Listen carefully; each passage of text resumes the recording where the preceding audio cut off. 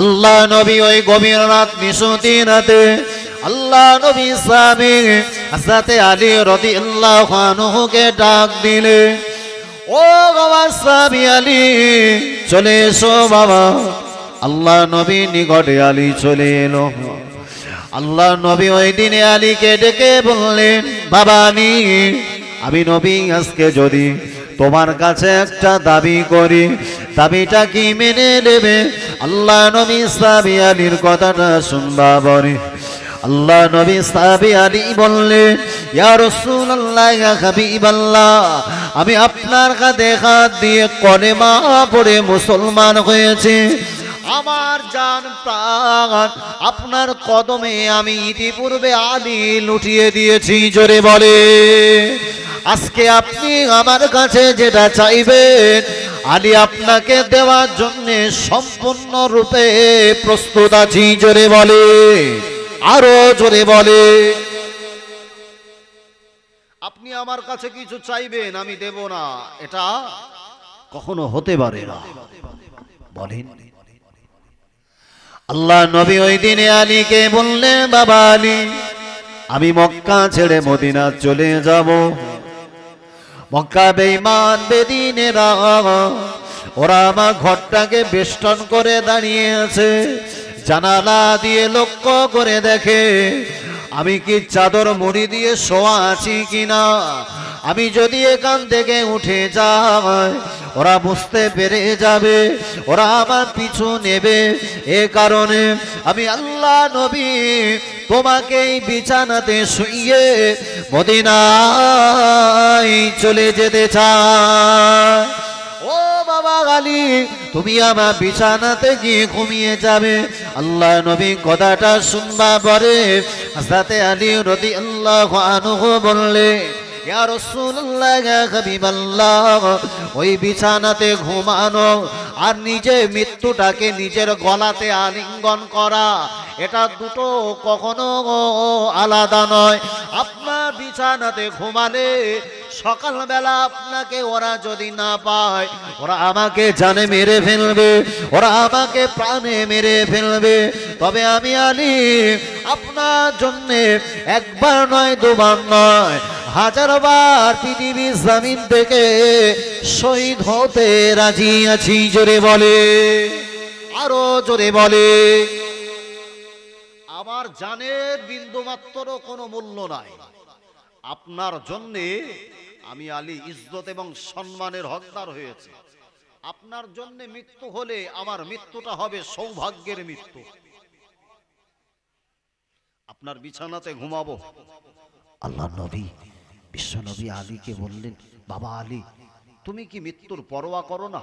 না ইয়া রাসূলুল্লাহ, শাহাদাতের যদি মরণ হয় একদিকে মৃত্যু, সাথে সাথে আল্লাহ 7টা জান্নাতের দরজা আল্লাহ শাহাদা বান্দা দিগের জন্য উন্মুক্ত করে রাখে। একবার জোরে হবে না?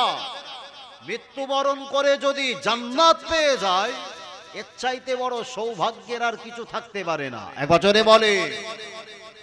আল্লাহ নবী ওই দিনে বললেন, ও বাবা আলী, তুমি আমার বিছানাতে ঘুমাবে। আল্লাহ নবী সাহাবী আলী আল্লাহ নবীকে বললেন, ইয়া রাসূলুল্লাহ, ইয়া হাবিবাল্লাহ, হুজুর আপনার বিছানাতে ঘুমানোর আগে আজকে এই গভীর রাত নিশুতি রাতে আমি আপনার কাছে একটা দাবি করব, ওই দাবিটা কি মেনে নেবে? আল্লাহ নবী সাহাবী আলী আমার নবীকে বলবা বলে আল্লাহ নবী বললেন, বাবা আলী, আজকে এই গভীর রাত নিশুতি রাতে এই দুঃখে তমরাতে তুমি আমার কাছে যেটা চাইবে আমি আল্লাহ নবী তোমাকে সেটা দেওয়ার জন্য প্রস্তুত আছি। জোরে বলে।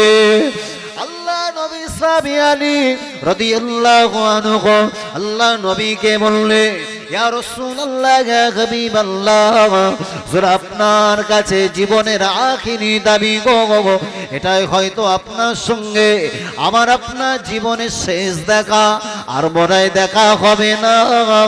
ওরা যদি আমাকে সকালে মেরে ফেলে আপনার সঙ্গে আর দিদার হবে না।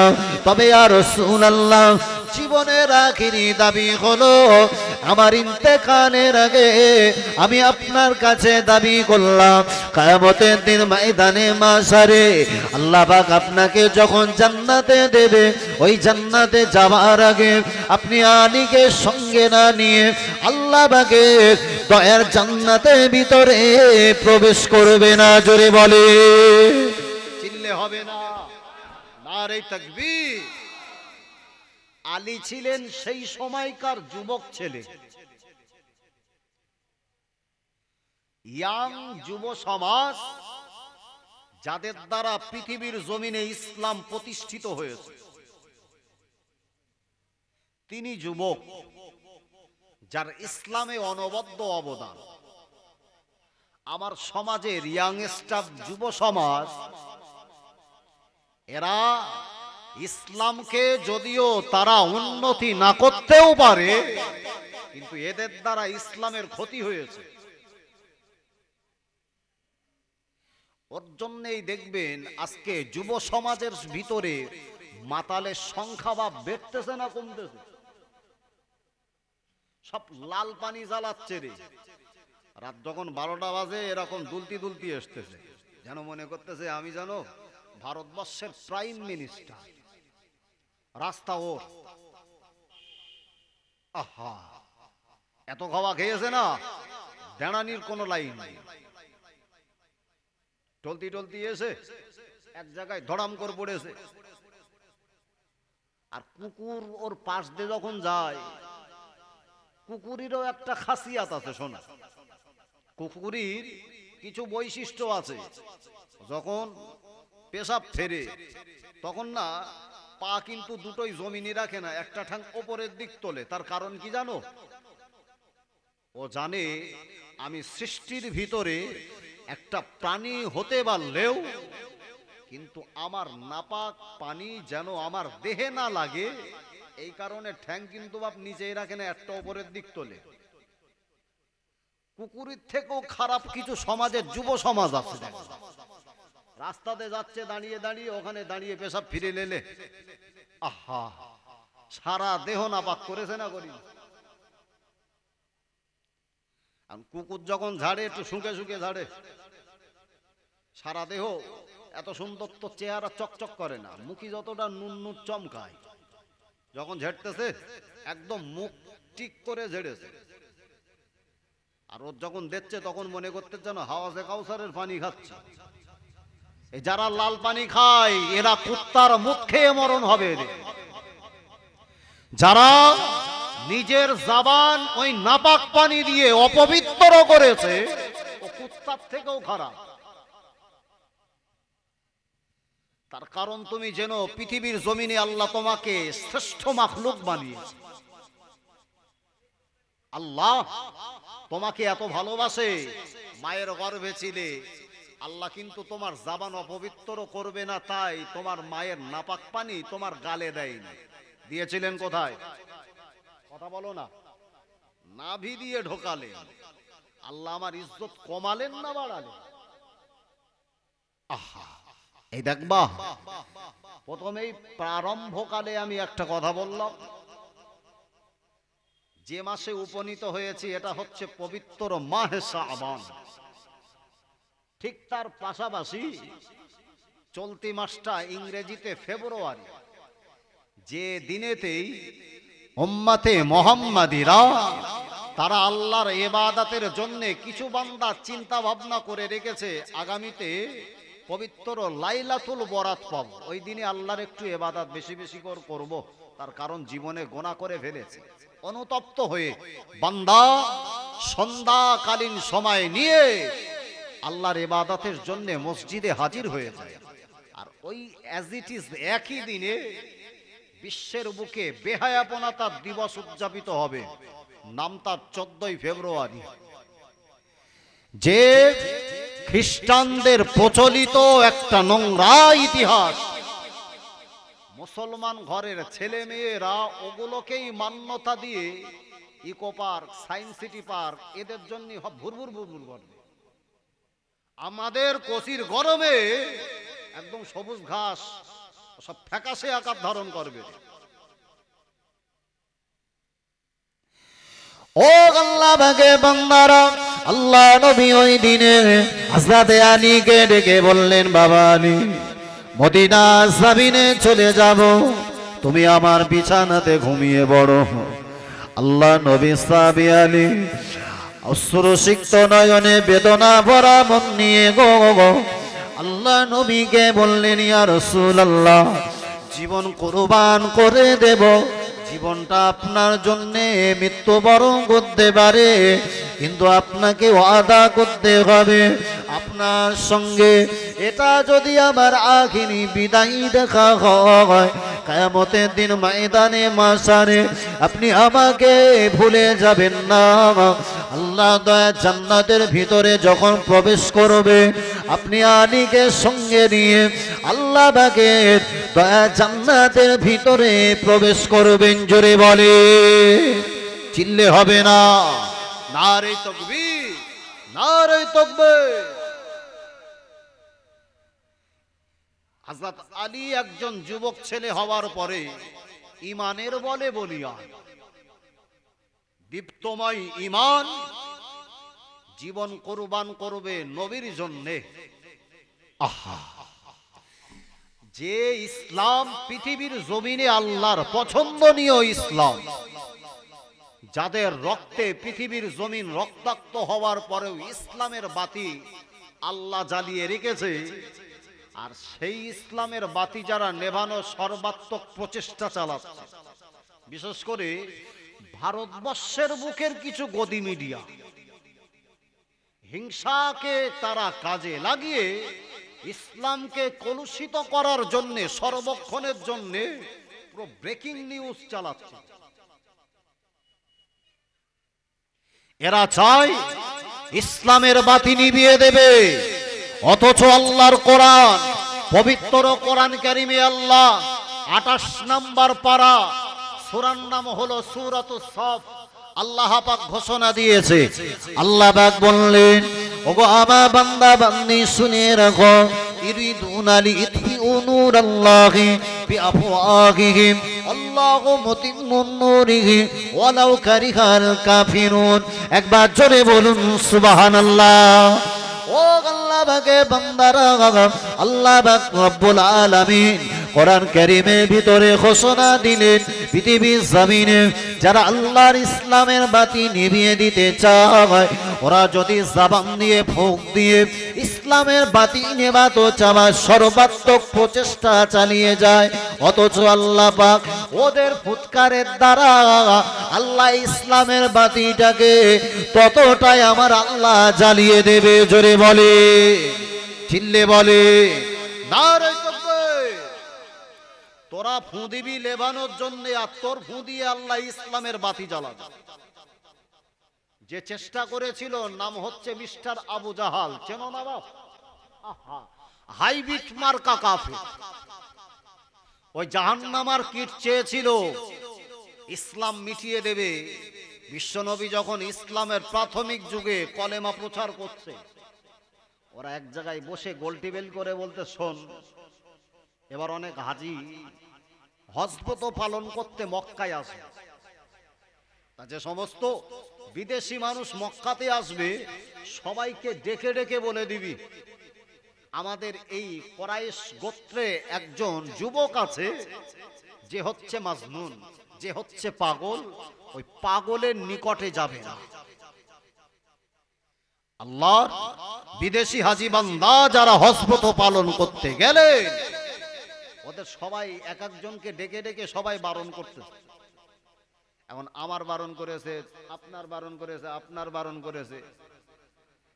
এই সমস্ত বিদেশি লোক ওরা যখন এক জায়গায় হয়েছে, ওরা তখন বলতে, সারা তোর কি এখানকার কোন লোক বারণ করেছে? মোহাম্মদ বলে একটা ছেলের কাছে যেতে নিষেধ করেছে? বলে হ্যাঁ। বলে আমাকেও বারণ করলো। বলে তাই? আচ্ছা, যার সম্পর্কে এতটা নিষেধাজ্ঞা হয়েছে ওই ছেলেটাকে একবার দেখা দরকার। দেখবেন কোন কাজে যদি কারোর সাথে কারোর একটু ভাব রাগ তৈরি হয়, আর ওই রাগে আমার বিশাল ইচ্ছা হচ্ছে একটু ছুটে গিয়ে ওর একটু মারবো, পেছনটা যদি কেউ হাত বাপ টেনে ধরে, ওর রাগের গতি বাড়ে না কমে? বাড়বে, বলবে ছেড়ে দে একবার দেখি, মানে ভাব আর একটু বেশি নেবে। আহা, যাদের নিষেধ করলো ওরা বলতেছে দাঁড়া, তাহলে সেই লোকটাকে একবার দেখি যার কাছে যাওয়ার ব্যাপারে নিষেধ করছে। আল্লাহ নবী, বিশ্ব নবী আমার মক্কা জমিনে আল্লাহ নবী আল্লাহ পাকের কোরআন তেলাওয়াত করত। আল্লাহ নবী এক জায়গায় চুপটি মেরে বসা। আল্লাহ নবীর নিকটে হাজী বান্দারা গেল। আহারে, লক্ষ্য করে দেখে নবী আমার, আল্লাহ নবীর মাথার চুলগুলো উস্কো খুস্কো। আমার নবী পৃথিবীর জমিনে এতিম নবী। আমার নবীর বাপ নাই, আমার নবীর পৃথিবীতে মা নাই। এতিম সন্তানের মাথায় তেল জোটে না। আল্লাহ নবী এক জায়গাতে চুপটি মেরে বসা।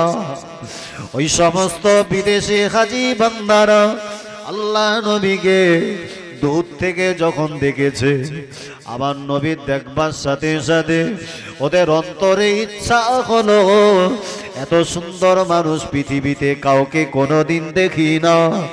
আমার নবীকে আল্লাহ পাক পৃথিবীর জমিনে এত সুদর্শনীয় বানিয়েছিলেন। আমাদের আম্মা জান হযরতে আয়েশা সিদ্দিকা রাদিয়াল্লাহু আনহা বলে, আল্লাহ পাক আমার নবীকে এত সৌন্দর্যতা দান করেছিলেন। আম্মা জান হযরতে আয়েশা রাদিয়াল্লাহু আনহা বলে, আমার নবীকে আল্লাহ পাক এতটা সৌন্দর্যতা দান করেছিলেন।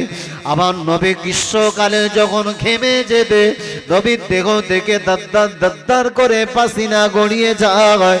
ওই পাসিনা গোলা আমার নবীর দেহ থেকে যখন টুপিয়ে টুপিয়ে টুপিয়ে টুপিয়ে টুপিয়ে টুপিয়ে জমিনে পড়তে থাকে, আমি আয়েশা আমি লক্ষ্য করে দেখি ওগুলা যেন আমার নবীর দেহ থেকে এক একটা মণিমুক্তা ঝরে পড়ছে।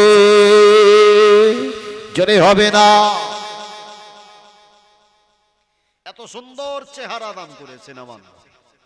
আর ওই নবীর চেহারা দেখলে ওরা কাছে যাবে না দূরে দাঁড়িয়ে থাকবে? আহা,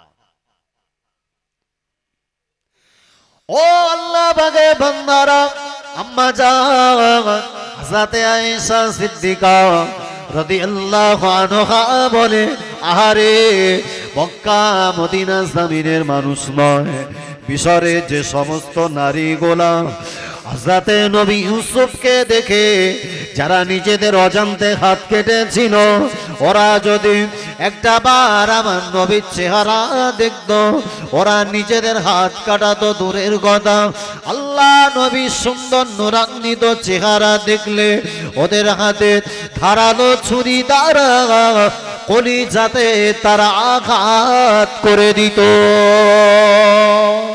জোরে হবে না? চিল্লে হবে না? নারে তাকবীর! ওই নবীকে যখন হাজী বান্দাগুলা দেখেছে, আমার নবীর আস্তে আস্তে গুটি গুটি পায়ে নবীর নিকটে দাঁড়িয়ে গেল। নবীর সঙ্গে কথা বলছেন, আর নবীর সঙ্গে কথোপকথনকালীন লক্ষ্য করে দেখছে মানুষটার মুখের ভাষা পৃথিবীর জমিনের আর 5টা মানুষের মতো ভাষা নয়। যে মানুষটা পৃথিবীর জমিনে শ্রেষ্ঠ মানুষ হবে, ওই মানুষটার মুখের ভাষাটা আল্লাহ পাক মাধুর্যতা দান করবে কি করবে? পৃথিবীর সমস্ত মানুষ দিকের ভিতরে আমার নবী যদি শ্রেষ্ঠ হয়, তা শ্রেষ্ঠ মানুষের মুখের ভাষা আল্লাহ তো অবশ্যই মিষ্টতা দেবে। আমার নবীর কাছে ওরা যখন কথোপকথন করছে, নবীর মুখনিসৃত আওয়াজ শুনবার সাথে সাথে ওদের কলিজাটাকে আল্লাহ যেন মুহূর্তের ভিতর শীতল ঠান্ডা করে দিচ্ছে। একবার জোরে বলে, আল্লাহর নবীর নিকটে গিয়ে ওই সমস্ত হাজী বান্দাগণেরা ওরা হাতে হাত দিয়ে কলেমা পড়ে মুসলমান হয়ে এবার সব ফিরেছে। একবার জোরে বলে। আচ্ছা, আবু জাহাল চেষ্টা করেছে ফু দিয়ে ইসলামের বাতি লেবাবে, অথচ সেই আবু জাহালের প্রচেষ্টা ইসলামের কাজে বা কম লেগেছে না বেশি লেগেছে? বুঝতে পারেননি? আবু জাহাল চেষ্টা করেছে, জাবান চালিয়েছে ইসলামের বাতি নেবানোর জন্য, হাজীদের বলছে যেও না, আর বারণ করার কারণে ওরা গেল। এখন ওর জাবান ইসলামের জন্য কাজে লেগেছে না লাগেনি? আল্লাহর কোরআন তো তাই বলেছে, ইরিদুনা লিইতফিউ নূরাল্লাহি বিআফওয়াহিহিম আল্লাহু মুতিম্মু নূরিহি ওয়ালাউ কারিহাল কাফিরুন। একজনে বলে ওরা চেষ্টা করবে ইসলামের বাতি নেভানো, আর আল্লাহ ওদের দ্বারা ইসলামের বাতি আরো জ্বালিয়ে দিবে। একজনে বলে, একটু চিল্লে বলেন না, নারে তাকবীর, দরুদ শরীফ, আল্লাহুম্মা সাল্লি আলা। আর আল্লাহ ইসলামের বাতি আল্লাহ তত জ্বালিয়ে দেবে। লক্ষ্য করে দেখবে বিশ্বের বুকে যারা ইসলাম ধর্ম গ্রহণ করে ওদের বিভিন্ন কনফারেন্স দ্বারা জানতে পারা যায়, বিশ্বের বুকে আপনার মার্কিন যুক্তরাষ্ট্রের একজন বীর যোদ্ধা, মুষ্টিযোদ্ধা হিসাবে চিনি যার নাম লক্ষ্য করে দেখবেন ক্যাসিয়াস মার্সেলাস ক্লে, যার ইসলাম গ্রহণের পরে তার নামটাকে নামাঙ্কিত করেছেন মোহাম্মদ আলী কেলে। একবার জোরে বলে, চিল্লে হবে না।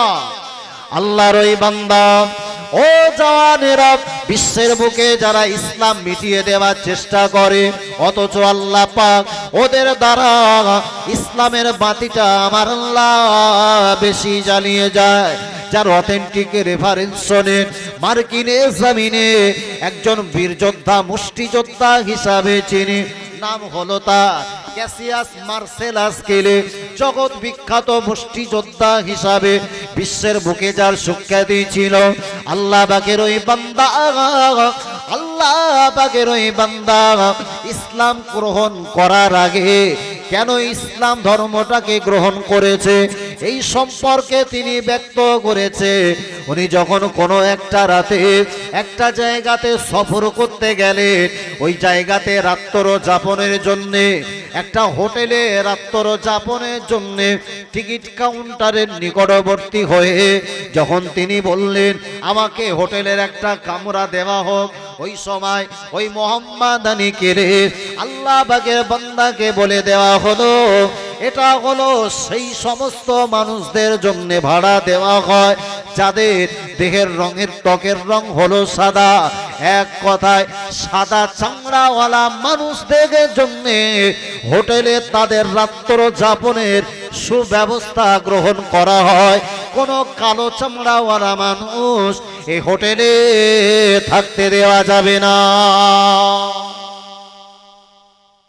বিশ্বের বুকে আমি যে ইসলাম পেয়েছি, আপনি ইসলামের যেদিকে তাকাবেন ইসলামের সেদিকে আপনি সৌন্দর্যতা দেখতে পাবেন। এক বছরে হবে না। ইসলামের টোটাল আইন কানুন, ইসলামের টোটাল সিস্টেম, ইসলামের সমস্ত আইন পদ্ধতিগুলা মানুষের জন্য, মানবতার পক্ষে এবং বিশ্বের বুকে ভ্রাতৃত্ববোধ বন্ধনে আবদ্ধ করার জন্য আমার ইসলাম পৃথিবীর জমিনে সর্বাপেক্ষা শ্রেষ্ঠ অবদান রেখেছে। এ কারণেই তো বলি the Islam is the best popular religion all over world. গোটা বিশ্বের বুকে যত ধর্ম রয়েছে তার মধ্যে আমার ইসলাম পৃথিবীর জমিনে মানুষের কাছে সবচাইতে জনপ্রিয়তার জায়গা পেয়েছে। এক বছরে হবে না। যে ধর্ম জনপ্রিয়তার জায়গা পেল সেই ধর্মের একটা বৈশিষ্ট্য আছে না নাই? বিশ্বের বুকে আমি যে ইসলাম মেনেছি, এই ইসলাম পৃথিবীর বুকে একটা গরিবের যতটা মর্যাদা দিয়েছে, একটা ধনী মানুষের মর্যাদা ঠিক ততটা, ওর চাইতে বেশি কিছু না। একটা ইসলাম ধর্মাবলম্বী মানুষের ভিতরে কালো চামড়াওয়ালা মানুষের যতটা সম্মান, একটা সাদা চামড়াওয়ালা মানুষের সম্মান ততটা, এর চাইতে আর বেশি কিছু না। বরং আমল যদি ভালো হয়, কালো চামড়াওয়ালা মানুষটা সাদা চামড়াওয়ালা মানুষের চাইতে শ্রেষ্ঠত্বের জায়গা আল্লাহ পাকের দরবারে পেয়ে যায়। এক বছরে হবে না। যার রেফারেন্স হলো আল্লাহর নবী যখন বিশ্ব নবী মসজিদুন নববীতে আমার নবী মুয়াজ্জিনের ওই সুদর্শনীয় পথটাকে নবীর অন্য কোনো সাহাবীকে না দিয়ে একজন হাবশী কালো সাহাবীকে প্রদান করেছিলেন, নবী সাহাবীরা সেই ব্যাপারে নবীকে বলেছিলেন, ইয়া রাসূলুল্লাহ, যে ছেলেটাকে মুয়াজ্জিনের দায়িত্ব দিচ্ছেন আপনি জানেন এই ছেলেটা দেহের রং এতটা কালো, মানুষ তার পাশে দাঁড়াতে পর্যন্ত ঘৃণাবোধ করে।